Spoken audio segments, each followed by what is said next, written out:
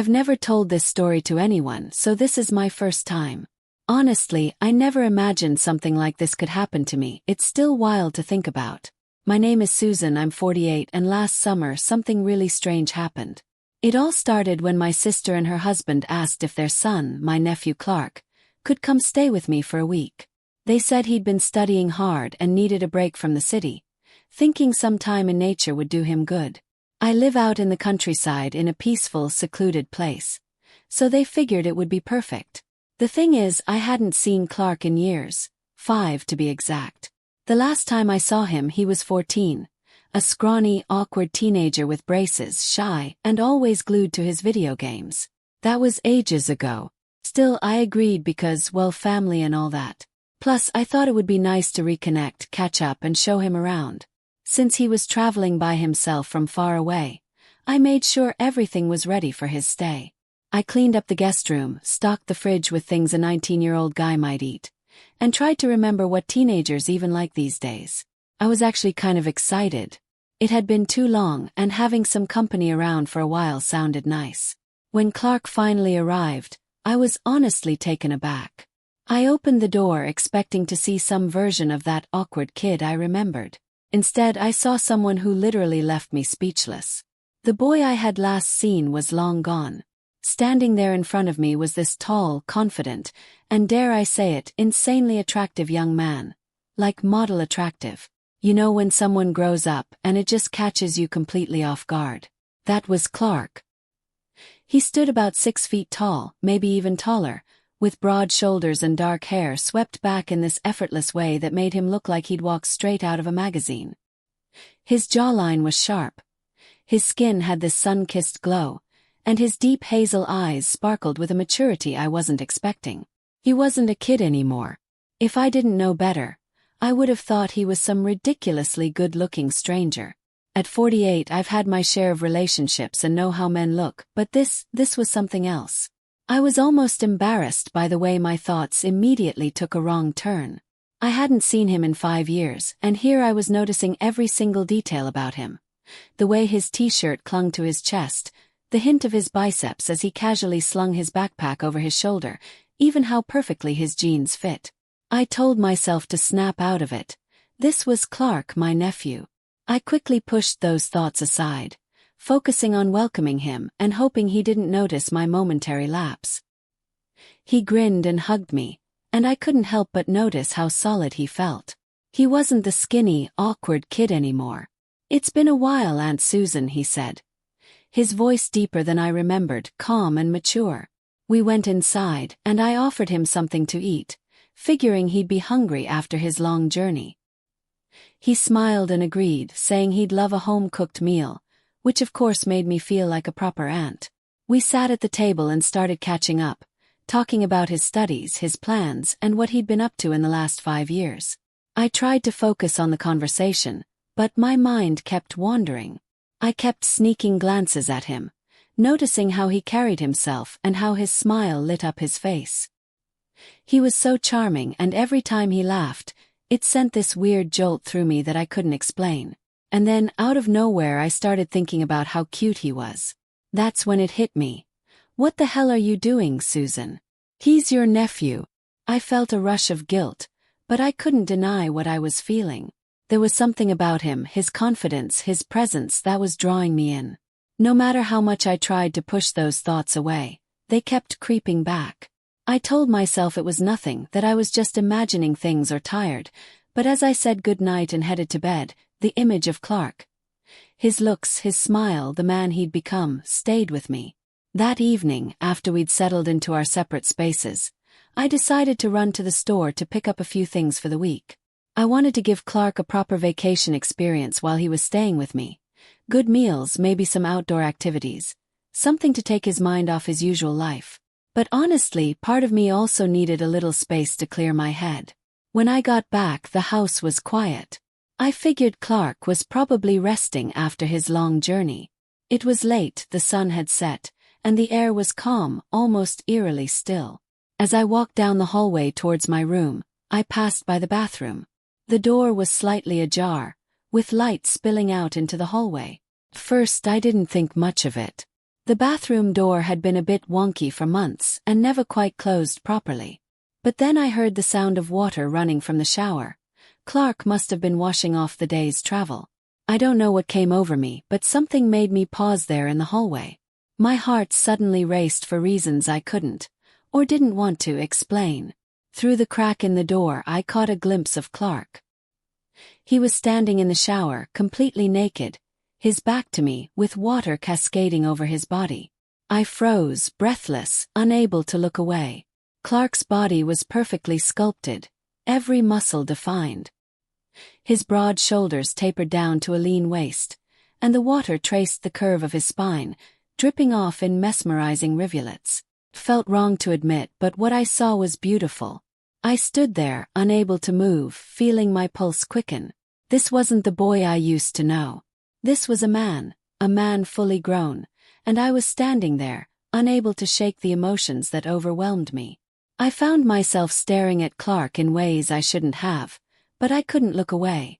There was a strange, almost magnetic pull. Something deep inside me stirring that I hadn't felt in years, something I didn't even want to acknowledge. It was an undeniable attraction, the kind I hadn't felt for anyone in such a long time. Just when I thought I'd let myself get too close, Clark moved.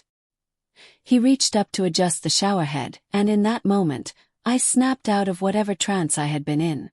My heart leaped into my throat, and I quickly backed away from the door, suddenly terrified that he might catch me.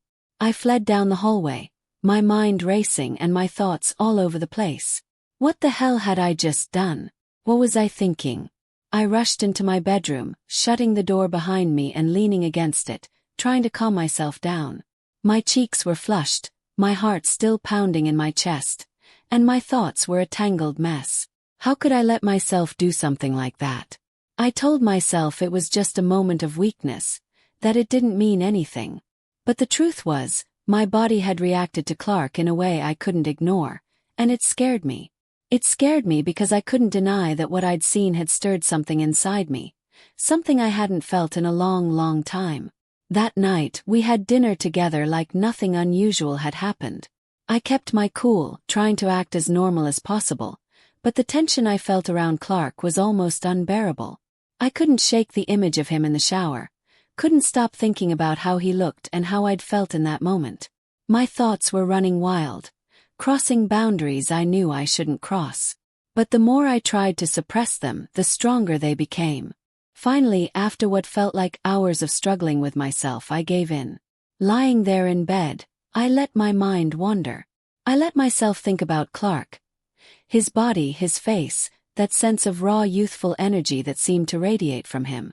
A rush of heat spread through me, and before I knew it, I was touching myself, trying to release the tension that had been building up all evening.